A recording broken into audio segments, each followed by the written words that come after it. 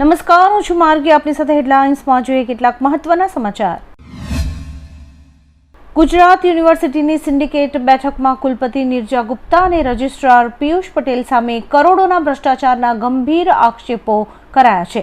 બાંધકામ કમિટી દ્વારા ટેન્ડર કરતા 34 કરોડ રૂપિયા કરતાં વધુ ખર્ચ મંજૂર કરવાના પ્રસ્તાવને સિન્ડિકેટ સભ્યોએ નામંજૂર કર્યો છે. કન્સલ્ટન્ટ કંપની ઓક્ટ્રસ અને તેના માલિક સમીર શુક્લા સામે પણ આક્ષેપો થયા છે. આ મામલો હવે સરકાર સુધી પહોંચ્યો છે.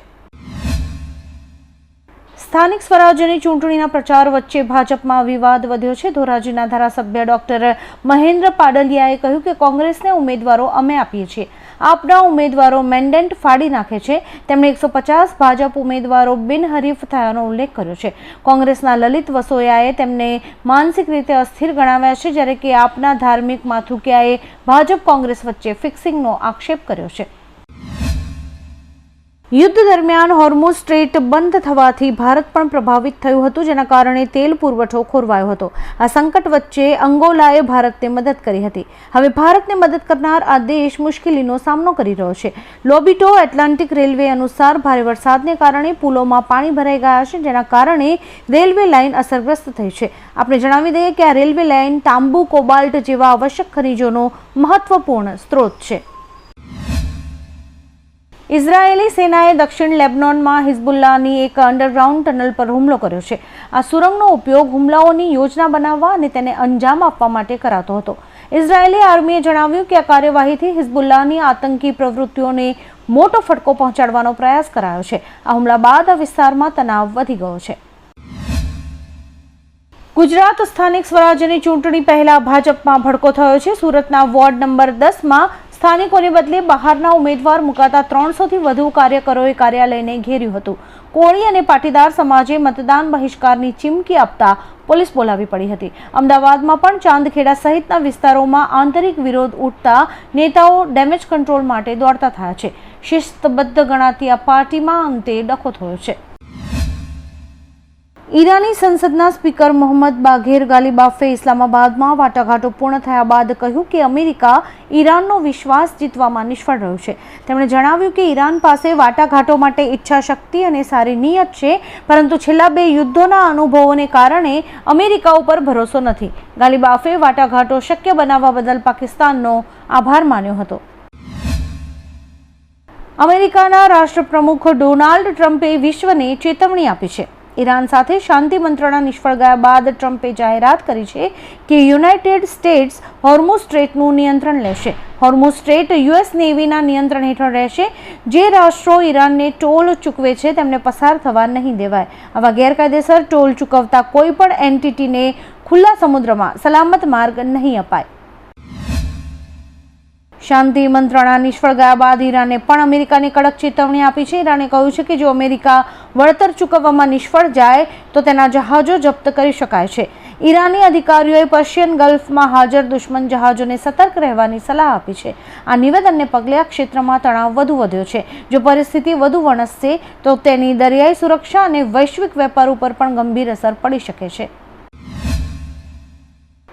ઇઝરાયેલની પ્રમુખ ગુપ્તચર એજન્સી મોસાદને ટૂંક સમયમાં નવા ચીફ મળશે. પીએમ નેતન્યાહુએ મોસાદના આગામી વડા તરીકે મેજર જનરલ રોમન ગોફમેનની નિમણૂકને મંજૂરી આપી હતી. જોકે ગોફમેનની નિમણૂકથી ઇઝરાયેલમાં વિરોધ થયો છે. અહેવાલો અનુસાર રોમન ગોફમેન 2 જૂને વર્તમાન મોસાદ ચીફ ડેવિડ બાર્નિયાનું સ્થાન લેશે. બાર્નિયાનો 5 વર્ષનો કાર્યકાળ પૂરો થઈ ગયો છે. ગોફમેન હવે દેશની સૌથી મહત્વપૂર્ણ ગુપ્તચર એજન્સીનું નેતૃત્વ કરશે. હાંસોટ અને ખચર વિસ્તારની બેઠકો પર કોંગ્રેસે એક જ પરિવારના 5 સભ્યોને ટિકિટ આપી છે. રાજ્ય કક્ષાના મંત્રી ઈશ્વરસિંહ પટેલના ભાઈ વલ્લભભાઈ પટેલને હાંસોટ જિલ્લા પંચાયત બેઠક પરથી અને ભત્રીજા ફોરમ પટેલને ખચર બેઠક પરથી ઉમેદવાર બનાવવામાં આવ્યા છે. પરિવારના અન્ય 3 સભ્યોને પણ તાલુકા પંચાયતની વિવિધ બેઠકો પરથી ટિકિટ અપાઈ છે. આ નિર્ણયથી રાજકીય માહોલ ગરમાયો છે. ઈરાન સાથે શાંતિ મંત્રણા નિષ્ફળ ગયા બાદ અમેરિકા એકવાર ફરી ઈરાન પર સૈન્ય કાર્યવાહી શરૂ કરી શકે છે. વોલ સ્ટ્રીટ જર્નલના રિપોર્ટ અનુસાર રાષ્ટ્રપતિ ટ્રમ્પ ઈરાન પર ફરી એર સ્ટ્રાઇક કરવાના વિકલ્પ પર વિચાર કરી રહ્યા છે. અમેરિકા પહેલેથી જ હોર્મુઝ સ્ટ્રેટ પર નૌસૈનિક નાકાબંધીનું એલાન કરી ચૂક્યું છે. વ્હાઇટ હાઉસે કહ્યું છે કે અત્યારે બધા જ વિકલ્પ ખુલ્લા છે. પરિસ્થિતિ અનુસાર આગામી નિર્ણય લેવાશે. અમેરિકાની નૌસૈનિક નાકાબંધી પર ઈરાનના સિનિયર નેતા મોહસિન રેજાઈને કડક ચેતવણી આપી છે. તેમણે કહ્યું કે આ નાકાબંધી નિષ્ફળ થશે અને અમેરિકા હોર્મુઝ સ્ટ્રેટ મામલે સફળ ન થયું તેવી જ રીતે આ વખતે નાકાબંધીમાં પણ તે સફળ નહીં થાય. વધુમાં તેમણે કહ્યું કે ઈરાની સેના અમેરિકાને આ કાર્યવાહી કરવાની અનુમતિ નહીં આપે. ઈરાન પાસે જવાબી કાર્યવાહી માટે બીજા વિકલ્પો છે જેનો હજુ સુધી ઉપયોગ નથી કરાયો. અમેરિકાના રાષ્ટ્રપ્રમુખ ડોનાલ્ડ ટ્રમ્પે કેથોલિક પોપ લિયો પર નિશાન સાધ્યું છે. ટ્રમ્પે કેથોલિક ખ્રિસ્તી ધર્મગુરુ પોપ લિયો 16માને વિદેશ નીતિ માટે ખરાબ ગણાવ્યા છે. સોશિયલ મીડિયા પર કરેલી પોસ્ટમાં ટ્રમ્પે કહ્યું કે પોપનું વલણ વિદેશ નીતિના મામલાઓમાં યોગ્ય નથી. મને એવો પોપ નથી જોઈતો જે વિચારે કે અમેરિકા દ્વારા વેનેઝુએલા પર હુમલો કરવો એક ભયંકર બાબત હતી. આમ ટ્રમ્પે હવે પોપ લિયો પર નિશાન સાધ્યું છે. આઈપીએલ મેચ વચ્ચે આરસીબી ચાહકોને મોટો ફટકો પડ્યો છે. મુંબઈ ઇન્ડિયન્સ સામેની મેચમાં કોહલીને ઈજા થતા તે મેચની ફિલ્ડિંગમાં જોવા મળ્યા ન હતા. હવે લોકોમાં મૂંઝવણ છે કે આગામી મેચમાં વિરાટ કોહલી મેચ રમશે કે નહીં. વિરાટ કોહલીની ઈજાને લઈને આરસીબીના કોચ રજત પાટીદારે એક અપડેટ આપ્યું છે, જેમાં તેમણે કહ્યું છે કે વિરાટના પગની ઘૂંટીને ભાગે ઈજા થઈ છે. વધુમાં તેમણે કહ્યું કે હાલમાં તો વિરાટને ગંભીર ઈજા નથી અને બધું ઠીક છે.